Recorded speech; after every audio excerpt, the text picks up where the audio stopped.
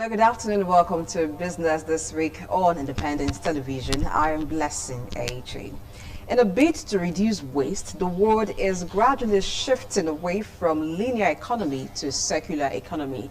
You want to understand all I just said? Then stick around. You will get it clearly on Talking Business. First, let's bring you a roundup of business activities for the week.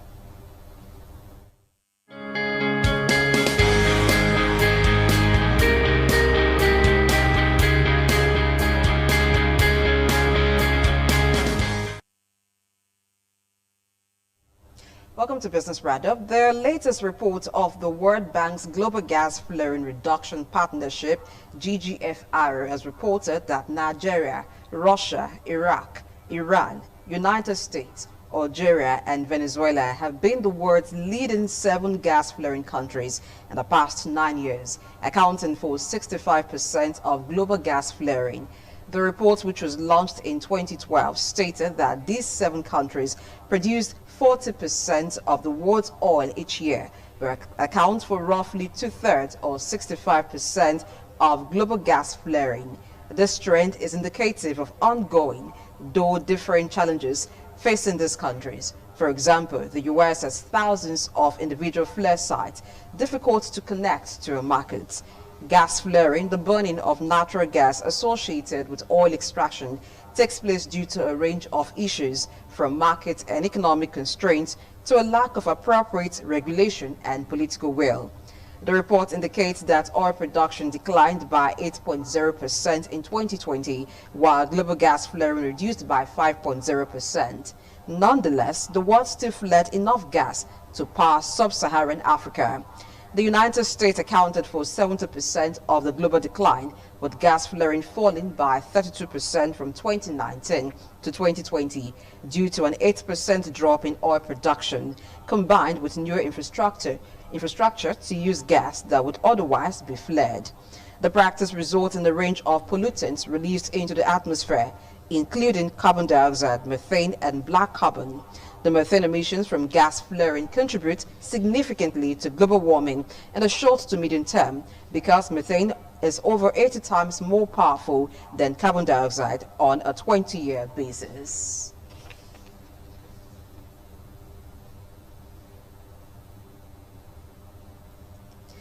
The Central Bank of Nigeria, CBN, has removed the boards of directors of First Bank of Nigeria Limited and FBN Holdings PLC. The Apex Bank also reappointed 14 out of the 21 directors affected by the sack into the new board of the 2 institutions. The CBN also reinstated Mr. Adeshola Adeduton as the Managing Director, Chief Executive of First Bank of Nigeria. Adeduton was earlier sacked as MD by the former board of the bank. Announcing the decision to sack the directors at a briefing in Abuja, the CBN Governor, Mr. Godwin Emefiele, said the Apex Bank had to remove the directors for trying to remove Adeduton as MD without consulting the regulators. Also announcing the reinstatement of Adeduton as MD, Emefiele said the CBN was satisfied with the work of the MD and those trying to remove him were the ones not comfortable with his insistence on adherence to rules. Emefiele said the media has been awash with commentaries on the purported management changes at First Bank of Nigeria Limited, FBN, and the related regulatory inquiry by the CBN to the board of First Bank of Nigeria Limited. It has therefore become necessary to address the public to clear any misconceptions. It said ordinarily the board is vested with the authority to make changes in the management team subject to CBN approval. However, the CBN considers itself a key stakeholder in management changes involving FBN due to the forbearances and close monitoring by the bank over the last 5 years aimed at stemming the slide in the going concern status of the bank. It was therefore surprising for the CBN to learn through media reports that the board of directors of FBN, a systematically important bank under regulatory forbearance regime, had effected sweeping changes in executive management without engagement and/or prior notice to the regulatory authorities. The CBN governor said the action by the board of FBN sent a negative signal to the market on the stability of leadership on the board and management, and it is in the light of the foregoing that the Apex Bank queried the board of directors on the unfortunate development at the bank. Speaking further, Emefiele revealed that the CBN's last assessment of First Bank and FBN Holdings, it has over 31 million customers with deposit base of 4.2 trillion naira, shareholders funds of 618 billion naira, and NIBSS instant payment NIP processing capacity of 22% of the industry. Therefore, not only is it imperative to protect the minority shareholders that have no voice to air their views, also important is the protection of the over 31 million customers of the bank who see FBN as a safe haven for their hard-earned savings. The Standards Organization of Nigeria has announced plans to boost the nation's manufacturing industry with its newly accredited laboratories. The Sun said on Thursday that it was also targeting an increased level of export of locally made goods to the international market. The Director General Sun, Malam Farouk Salim, said this during the unveiling of the laboratories accredited by the American Association for Laboratory Accreditation in Ogba, Lagos. He said manufacturers would be encouraged to produce more, adding that products certified and tested in the accredited laboratories would gain acceptance anywhere in the world, adding that many manufacturers had said that their products were rejected even by local companies because their products were not certified. Salim said the accredited laboratories would help to save foreign exchange as manufacturers do not have to go to neighboring countries to get their products certified anymore. He noted that consumers abroad would have the confidence to buy goods coming from Nigeria because the certification shows that the goods have been tested and verified okay for consumption. According to him, there are plans to establish more laboratories in the country in a bid to ensure that goods can be tested anywhere in the country. The Sun boss urged stakeholders in the industry to contribute their quota towards its quest to build more world-class laboratories in the country. And now let's find out what the Naira currently stands against foreign currencies at the parallel exchange markets.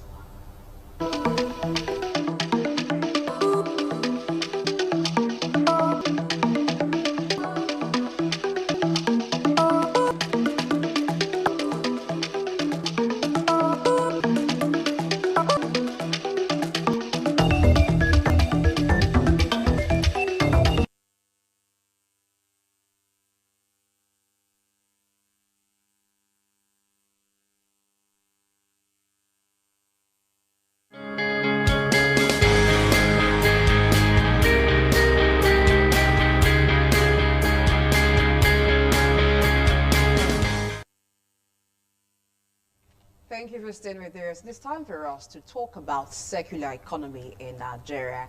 I have with me a policy analyst, Chris Ojikere. Welcome to the show, sir. Yeah, good afternoon. Good afternoon to you too. You're welcome. Okay, circular economy, that sounds like not something you would hear every day. So when we say circular economy, what does it actually mean? Okay, as you rightly said, it's not something you hear every day. The viewers ought to know that it's a very new concept in industrial relations.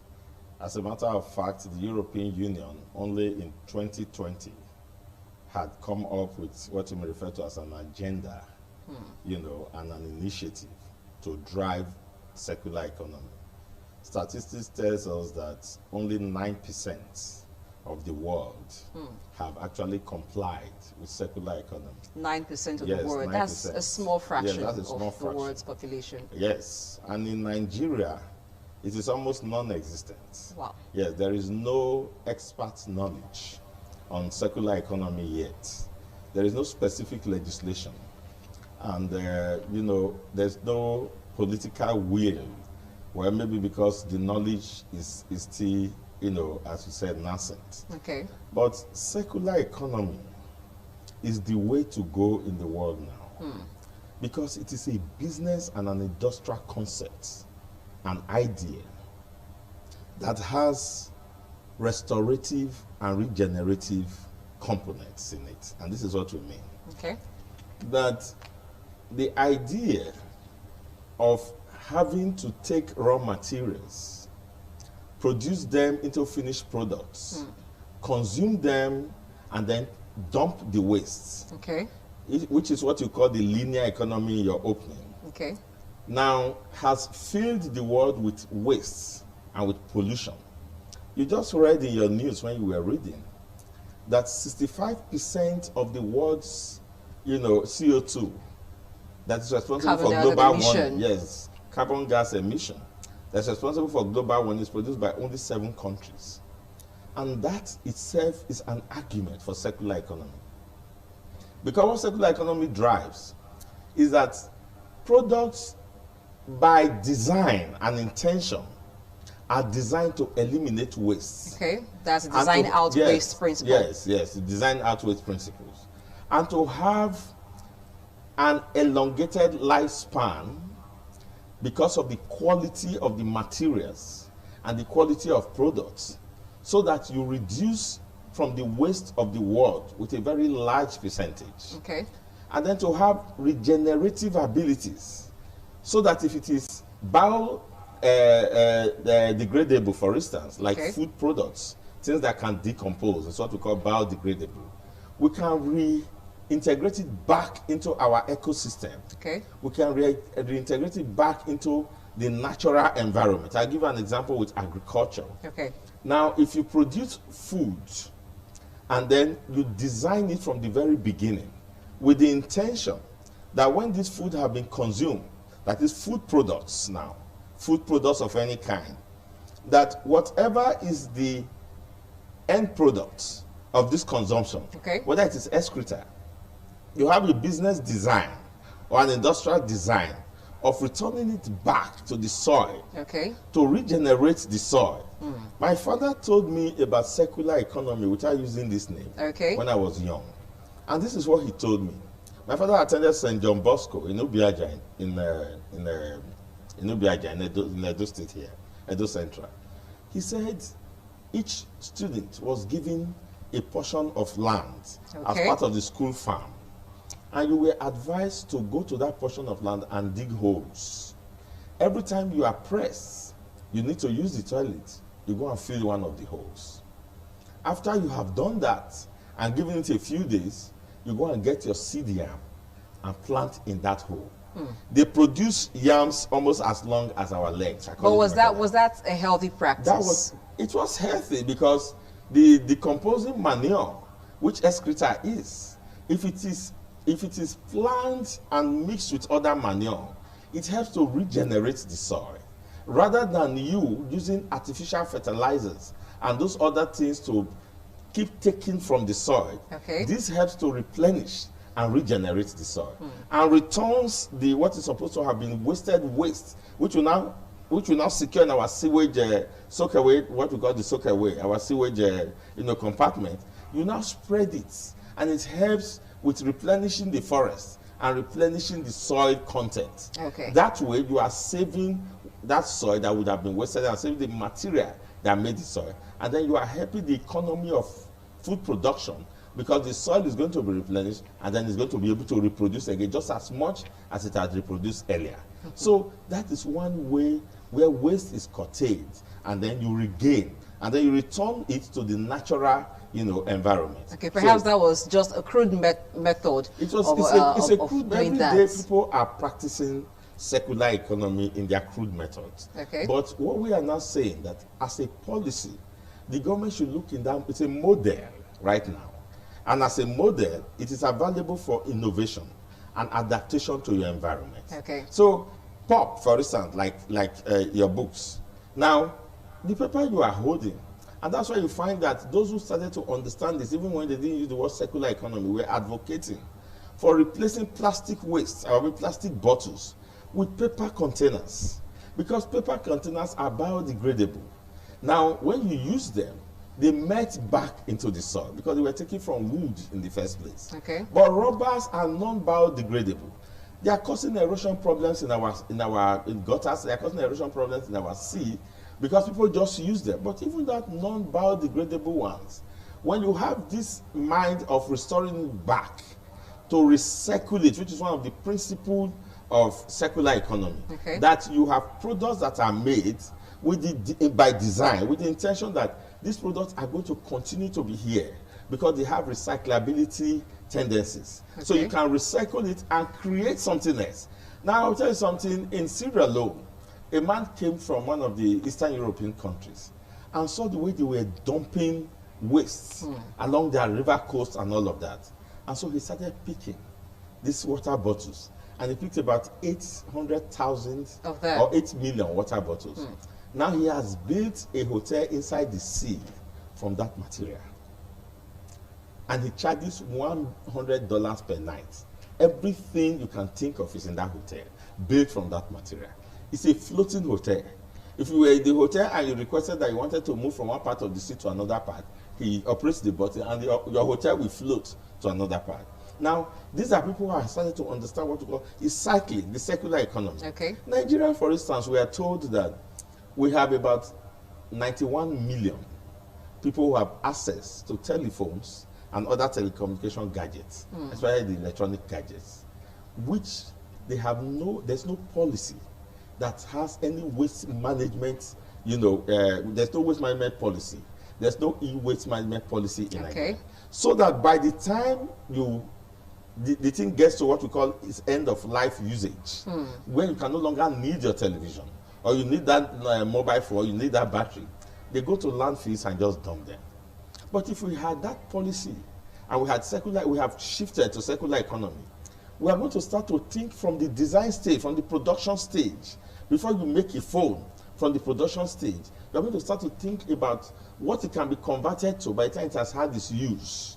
And then at that time it has had its use, where it can no longer be useful as telephone, it can be converted to have another use again. That is why circular economy goes for the best of materials that are able to endure. And that's why we say it's sustainable development. It's able to endure several changes and adapt from use to use. But in Nigeria today, out of that 91 million, we're told that 55 have mobile, smartphones. Now, more than 75 of that is imported into Lagos. There's no policy about what is going to happen. So they are all here as wastes. Now, with the costs to manage that waste on our economy, 5,500, repairers, mobile phone repairers are in Lagos. So that can just give you an idea of the volume of waste. Each one has its own volume of waste in his shop or wherever he is. All of that is going to go into our landfills, it's going to go into our seas, it's going to affect our ecology, and then with whatever is taken from the ozone layer. So circular economy, by all standards and principle, is meant to reduce all of this waste. Now, we are told by statistics that the earth, to take care of this earth for food production basis, costs this world about $40 billion annually.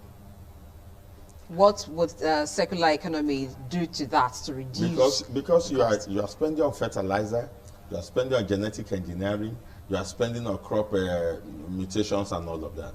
But if we were practicing, if we shifted, it's not going to be a big bang effect, but gradually, where we begin to think of food production with the intention of replenishing the earth, like the examples I gave just now.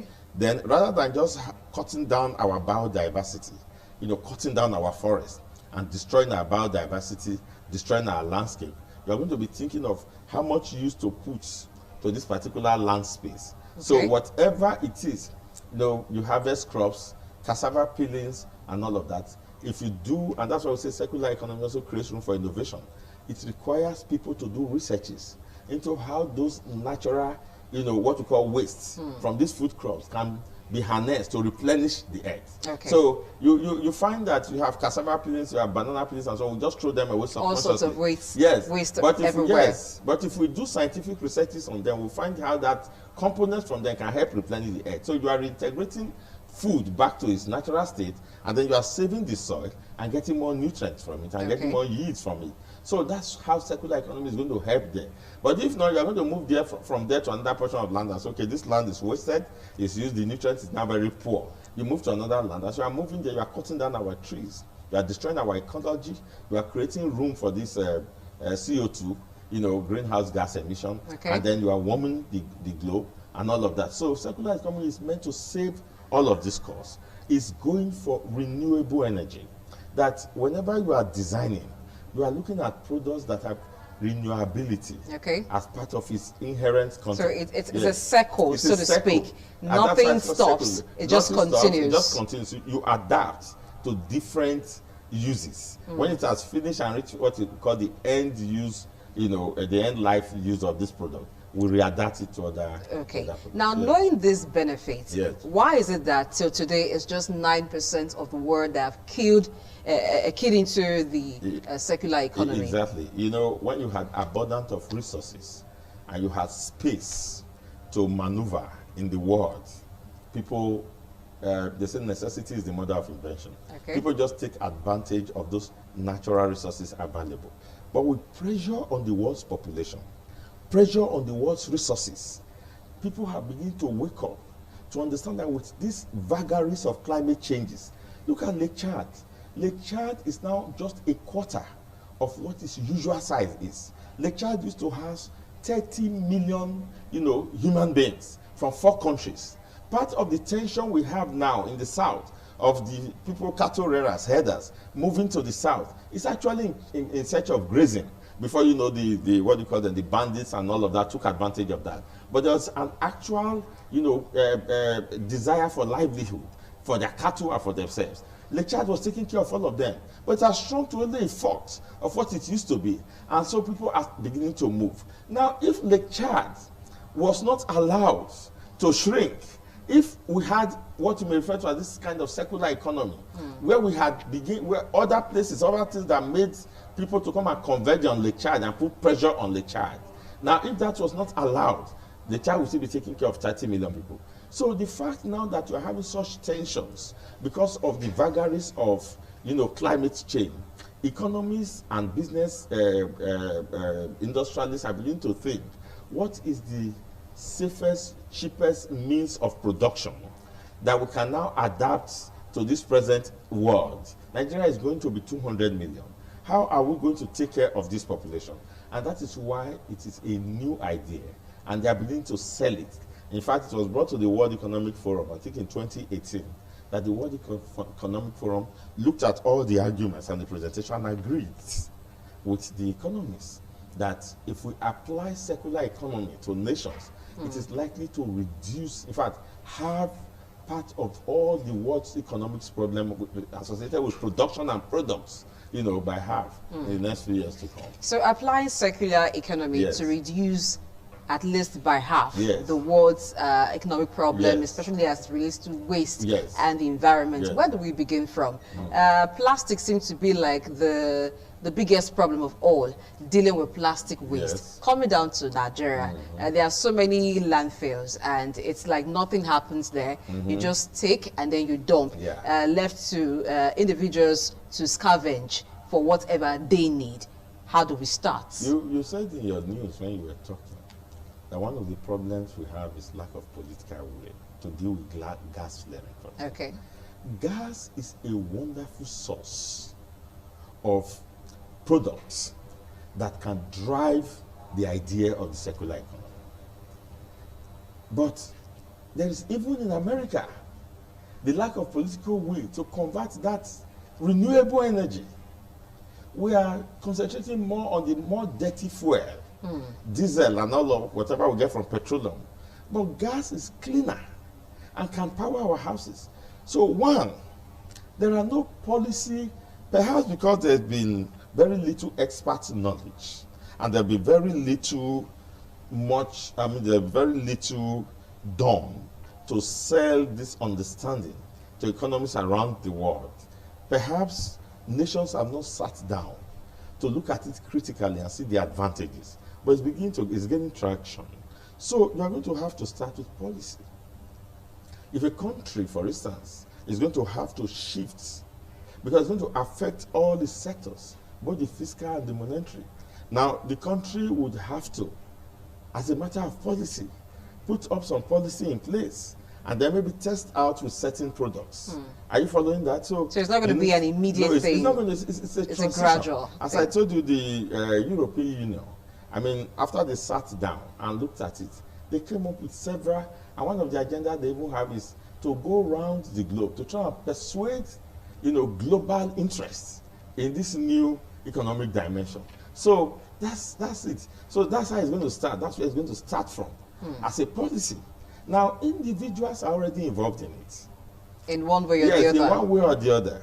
They are already involved with it. In it, some may not even know what they're involved in. You'll be talking to people, we're talking about recycling and all of that. But we're talking of recycling now in such a way as right from the product stage, the product design stage, you already have the recycling intention baked into the design of the product. Okay. So it's not just the normal recycling that you have, where you say, oh, let's just get plastic and begin to recycle them. So that's the difference between the normal recycling we've been hearing and that of the circular economy. Okay, if you just joined us, this is Talking Business, and we're looking at circular economy in Nigeria. We'll go on a quick break. When we return, more you will get.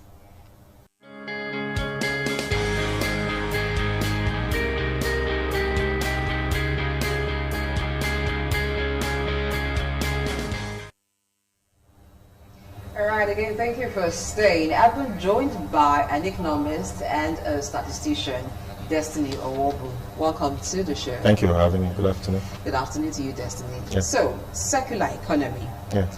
What economic benefit would it bring to Nigeria if we begin to do circular economy?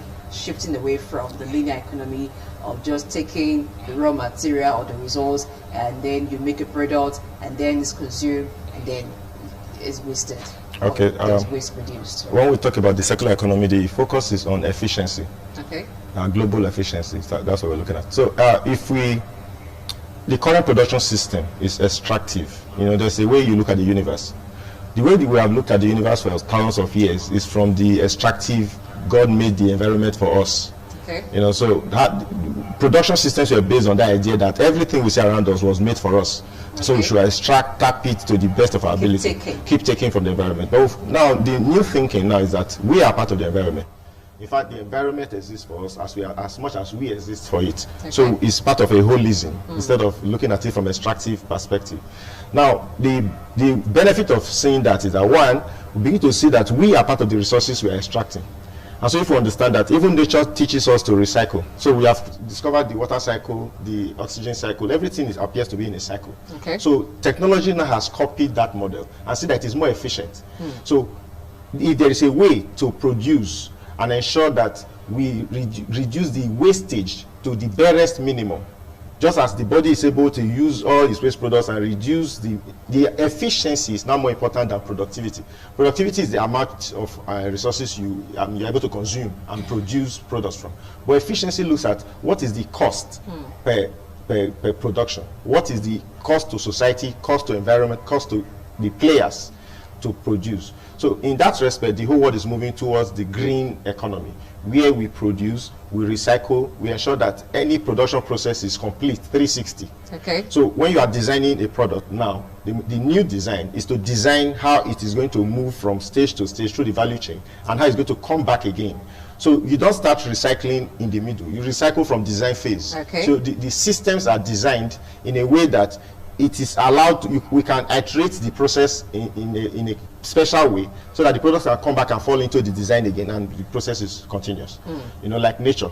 So that's what we are trying to do. In that place, that's where the world is going to. That informs why people are going into solar energy. That informs why people are going into green technology. That informs why the whole world is going away from fossil fuels generally into environmentally friendly fuels. So if that is the case, Nigeria must find a way to put itself within that value chain. Where are we going? Since the whole world is going towards that paradigm, we must find a way to locate ourselves within this junction point. Okay. Where are we going to? Because we are going to benefit the most. Why? Because currently, all the resources in Africa is seen as a resource ground where you take something away from Africa. Now, if Europe discovers that products can be recycled, it therefore means that it's going to affect us. They are not going to see Africa as a place where they go and get raw materials again, because their design technology now takes care of taking resources and reusing them. Okay. So the market, the African market, the demand for African raw materials, which we call raw materials, will fall in the next 50 years Because I'll give you an example. Shell, Chevron, and other companies are already planning to move out of Nigeria in the next 5 years because they're investing heavily in alternative fuels.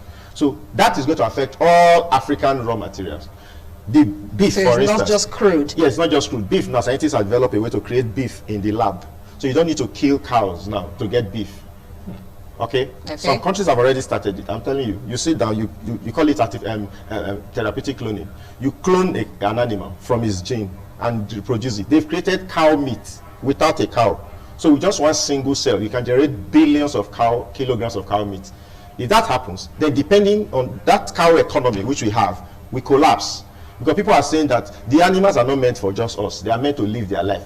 So we don't really need the full cow to get the beef. All we need to do is just to take his cell, clone it, recreate it, develop it from the lab, and then we have lots of meat. Scientists are working towards that area. These processes are going to continue in the next 10, 15, 20 years. Then these our raw materials, we always say Africa is abundant in natural resources. Those kind of concepts will be nonsense in the next 50 years. So what we should do is, instead of looking at our economy as a raw material base for the world, we should be part of the process. Instead of, we don't just grow these things for the world. Nobody's going to come to buy in the next 20, 30 years. So we must be part of that system. So we must get away from our primary economy, which is we are based on, into a more secondary or tertiary oriented economy, part of the process, instead of being a base of the process. That is how do we do that? Being that in Nigeria, production is mostly informal. Yes. Take, for instance, water production. Yes. Almost, I wouldn't say almost, but I know lots of Nigerians produce water for themselves these days. Yes. How can you then recycle water when each individual produces their water? Yes. So you mentioned that recycling doesn't start from the middle. It has to be from the beginning. So who designs it and who ensures that the recycling is complete? Okay. He gave he gave us that answer implicitly. He said about the lower middle, and now in industry, you have the small scale and the individual industry, and then you have the organized large chips industry. Okay. Yeah. So as a matter of policy, you can begin to deal with that bigger level. But you see, what he said just made me realize that one of the advantages of circular economy is innovation. That when you are no longer looking at raw material the way you used to look at it, you can now begin to have people who will use that raw material and innovate within it. We can have so many products. Okay. The raw material can now be converted into so many products. So if there's a policy that will guide the small holder, the small, medium, and small and medium enterprise, and there's a policy that will also guide the bigger industries, then your question would have been answered, because individuals must continue to be allowed to be innovative within the system so that you can keep production and the economy going. And then the government must have a policy that will guide them. Because if you already have a policy on circular economy, you're going to have expert knowledge. People are going to go into research and say, okay, this is how you produce water, even as an individual, and use this kind of, and you can recycle it. So you're going to have design engineers who will be able to sit down, think of what to do with water, and then recycle. And I think that's maybe that. Okay. Yes. Recycling water itself. I mean, water. What is happening now is Bill Gates is running a program, for instance, that can convert our feces to drinking water. Okay. Yes, a toilet system where you defecate, and then it goes through a big safety tank with microorganisms and some chemical processes, and then it comes out of the other side as clean drinking water. Okay, what that means, there's already technology around that area. Yes. The reason why water is scarce is because we normally look at water from the perspective of the one that we come fresh from the ground. We don't look at water from the one we already use. Once you use water, we normally believe natural processes will recycle it and bring it fresh from the streams. No, that process has been studied by technology. How does the dirty water that goes to the ground become clean somehow? So it has been studied. You can do it in a lab now, which means I can pour drums of dirty water in this tank and then allow it to pass through some processes and comes out this place clean. So in other words, in the future, if I'm washing my clothes, instead of throwing it away, what I need to do is to throw it inside a small bin there, and then the bin will throw it around and bring it back here as tap water for me to drink. When that happens, it therefore means that the demand for water, that's waterboard water, will drop, because people will not need to be digging that deep to get water. And also this water scarcity. Water scarcity and things like that. How does it affect us? What do we need to do? Like I said, the Western world are technology ahead of us, far ahead of us. but there's a way you can tap into it. Now, if you check the direction of the world, where the research is going towards, and where the production is going to go towards, you find a way to take position. Okay. That's what you need to do. You take position. I just told you about the crude oil business now. We see, I said Shell, our biggest player, Shell and others, they're already taking positions away from crude oil. The federal government of Nigeria should take position away from it to an alternative. Okay. So where are they going to? You are going to check, where are they going to? Which area are they going to? So we must design our policies. Perhaps they are going into renewable fuels. So our courses in the universities should also change to renewable technology. It's not just for production. No. We need to address education so that everything follows. It's holistic. Okay. We should be educating people towards the paradigm where the world is going to. Okay. Software engineering, recycling processes, natural capital, how to handle these issues. That is, the courses should also be evolving in the university. They should be involving secondary school, what we teach in primary school should be evolving. Recycling processes. If you want to design a small curriculum for a nursery school on recycling, it's very easy. All you need to say is water can be used again after being used. You can start changing the textbook, the templates and things like that. Because if the world is changing, we should also be changing like that too. So we may not be able to just catch the money angle or like things like this that we are seeing on television. We may not be able to see one big machine to recycle, but we can take position. For example, if we know that water in the future is going to be recycled, then we should be studying how is it recycled, because we're going to recycle our own here too. If we know that the world is going to go away from crude oil, what is the world going to? Do we have abundance of it? For example, we are talking about solar energy. The people who develop solar energy do not have as much abundance of the sun as we have. So since the world is going towards solar technology, why should we be investing in hydrocarbons and things like that? Which the government should be investing in solar technology and solar technology installation knowledge. So we should have a department in our schools that teaches people the science of solar technology and how to take advantage of it, so that Nigerians in the next 10-15 years will see a person can sit down, design a solar panel and sell it, because you have 200 million people in this country. By 10 years time or 20 years time, to be 400 million people. So the markets for solar energy will double in the next 20 years, not the market for hydrocarbon energy, because the world is going away from that. So we should be educating people towards the, like I said, the most important resource to develop, to catch up with the world is human resources. It's human resources. People will set up these systems, people will run the systems. So the government should be trying to educate people to fit in these systems. Because the systems, the world is so global now that the world, any technology, any part of the world spreads to the other part of the world in about 1 month. So if you hear the world is shifting, like in the electric vehicles, for instance, now the world is saying that fossil fuels will not work, so they're using electric vehicles. What does that mean? The policy of government should not be building more filling stations or building more refineries. The policy of government should be trying to study the electric technology itself and see how we can take advantage of it. Because when the cars start coming without petrol tank, what do? We become dire than neighbor again. We always beg for the products to come. But if we bring these cars without tanks, they will need battery problems. They have battery problems. We need to have solar cells where you go and charge it. What is the policy on our solar technology? What's the policy on our electric technology? What are we doing? We are supposed to be taking positions too. Because if the biggest car company in the world now is Tesla, the biggest car company, the value of Tesla is bigger than the value of Volkswagen and Toyota put together. Because it's a new technology, and this is what it means to an economist. If Volkswagen is over 80 years old, Toyota is over 80 years old, and a company that started 15 years ago, the value is 2 times that of those. It means that the world is going there. The demand is very high. The demand is very high. That's the only thing. So what it means is that the future is electric. If the future is electric, then the future of Nigerian policy making should be electric. Okay. Now, in taking positions, how do we do this locally? Locally.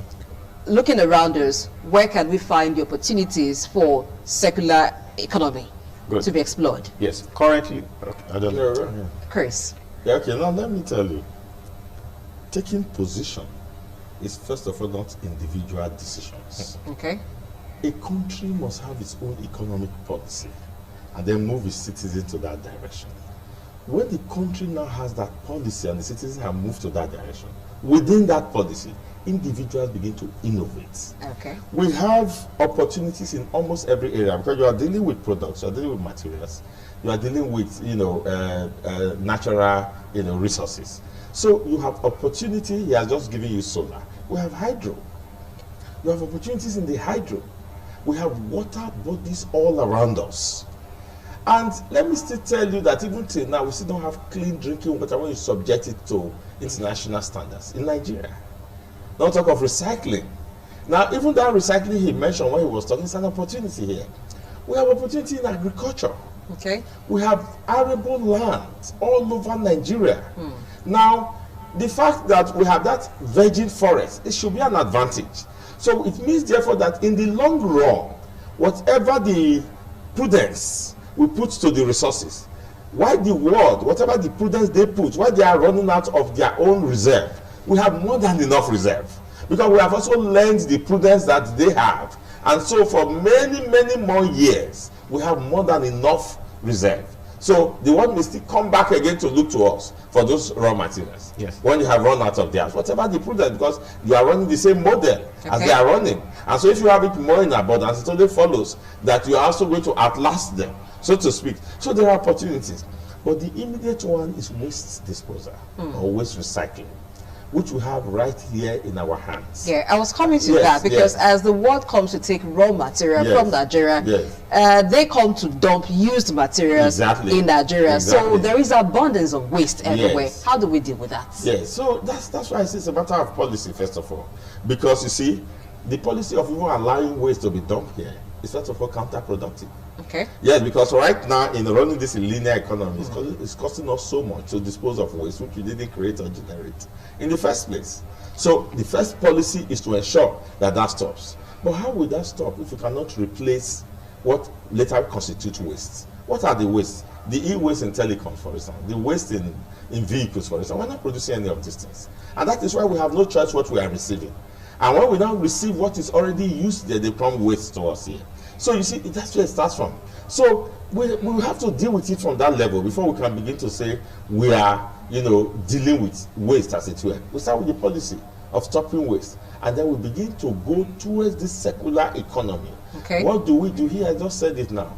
If you are able to discover how you can use natural resources, renewable energy to power your vehicles, why would you need those vehicles to come here? Because you already have the technology here, and you're going to reduce all of the liabilities you would have got from other countries because you didn't have it here. So it's kind of cyclical.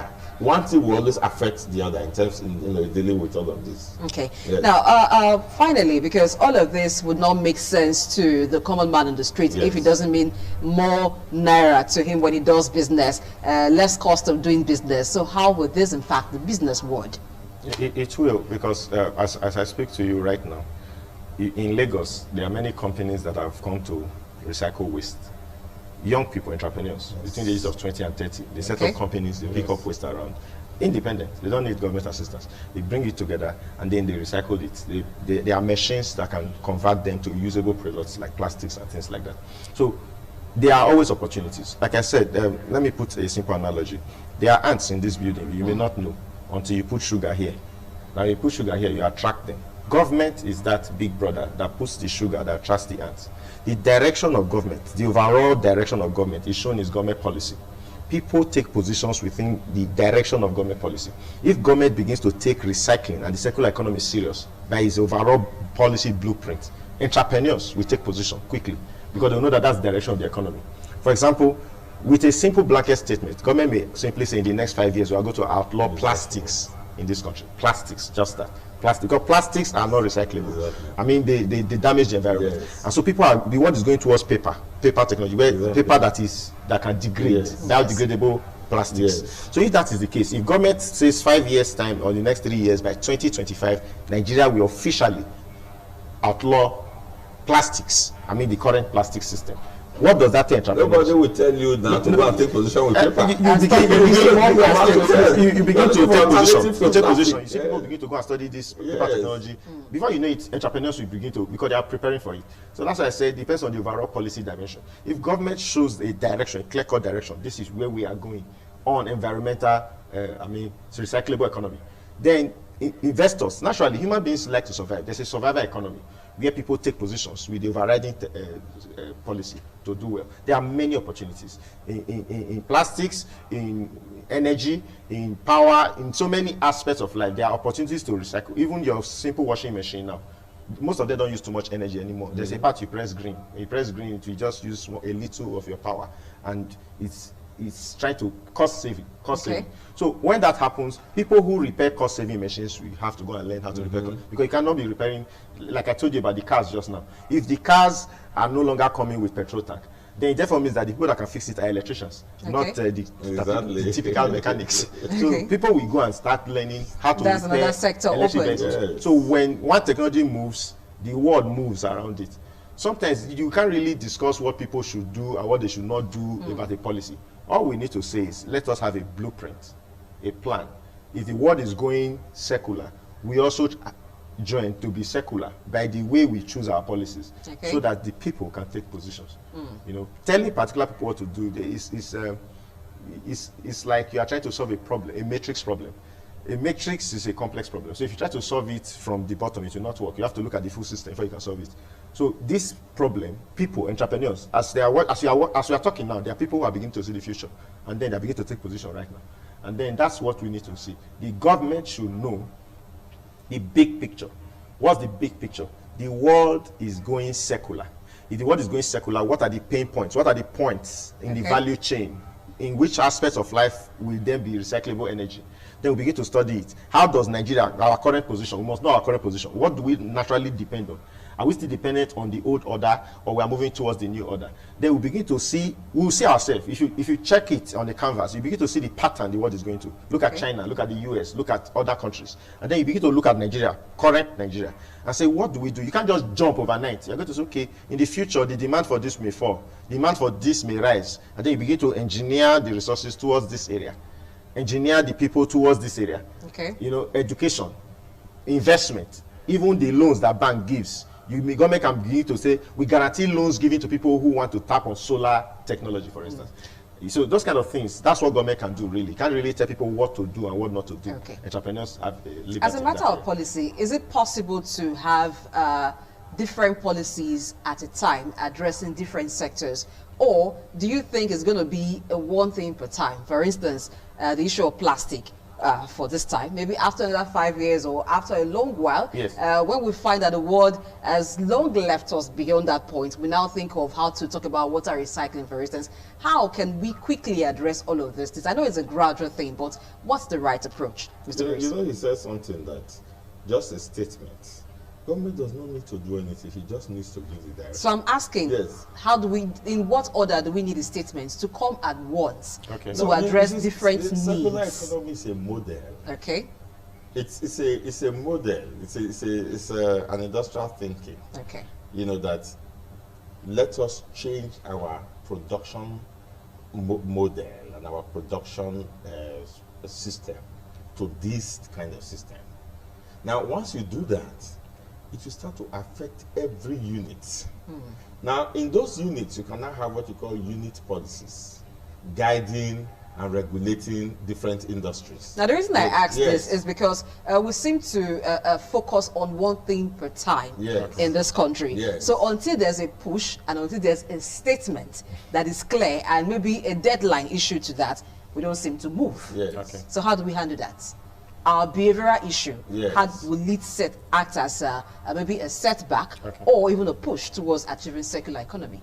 Education is very important to educate people so that their mindset will change. That's probably what you're talking about. Your education is also, how do we do with this? You see, in dealing with complex issues like that, you need what you call a strategic plan. Now, by strategic plan, you look at the big picture, the next 10 years, that's a strategic plan. Then we'll now have what we call rolling plans.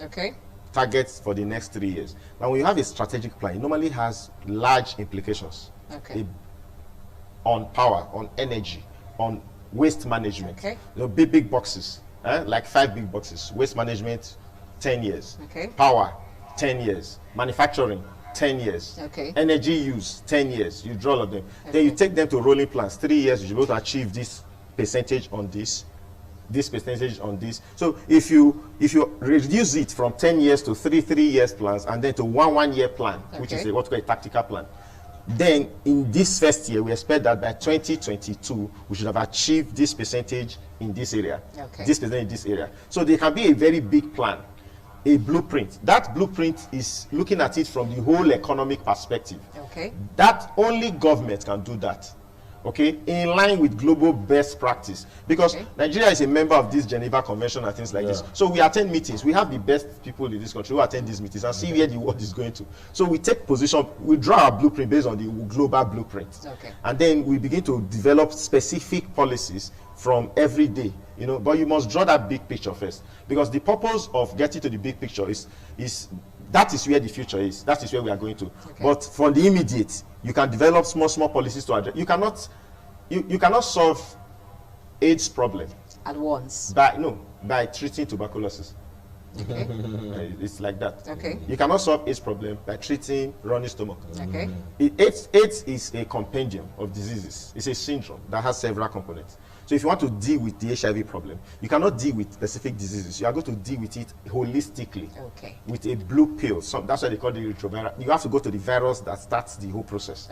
So if you want to solve this problem, you must have a long-term vision, a far-reaching plan that carries everything and put them in big boxes. And then derive next year from that big box. And that is where everyday plans, rolling plans can come in. So you cannot do one and leave the other. It's like treating a headache. So that we're not secular in a particular sector and then we're linear in so many other sectors. No. You have to that will be counterproductive at the end of the day. Thank you very much, Chris Ejike, for coming on the show. Thank you again, Destiny Owobo, for being here. It's been a wonderful time having both of you here today. Thank you very much. Yeah, this is all Draw the Curtain today on Talking Business. Circular economy is the way to go globally as the world shifts away from linear economy. Now, if you listened at the beginning, I'm sure you're clear by now what all of that means. My name is Blessing Aiche. Stay safe. I'll see you next week.